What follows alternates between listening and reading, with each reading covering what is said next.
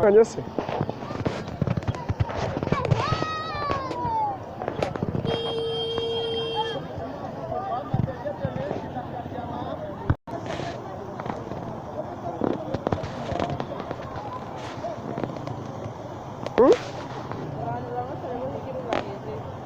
Abamotari bari kugaruka hino bari kuza inama kuko barakora binaje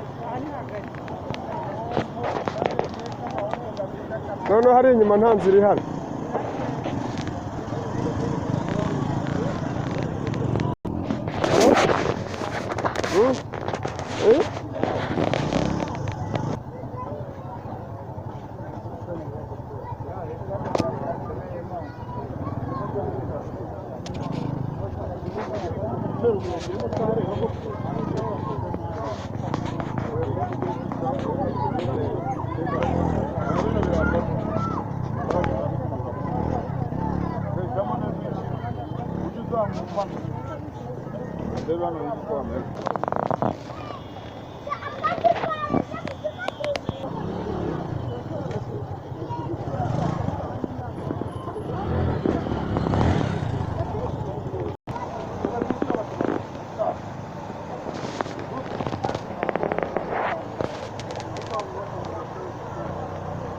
Angaje rwose wagiye ku kiraro cyapfuye.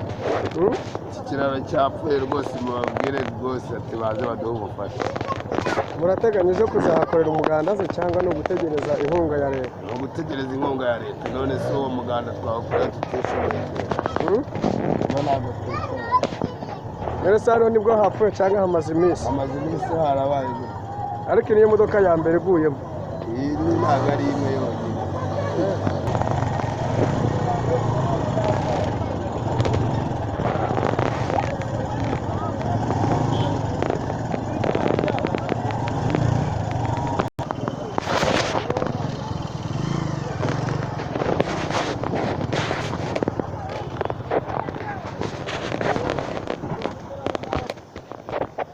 Nyuma y'uko imvura imaze iminsi igwa rero noneho uyu munsi ikiraro cya Kimisagara cya Mesodezone kizwi nk'ikiraro cy'abasirikare uyu munsi cyakungutse imodoka zahezemo.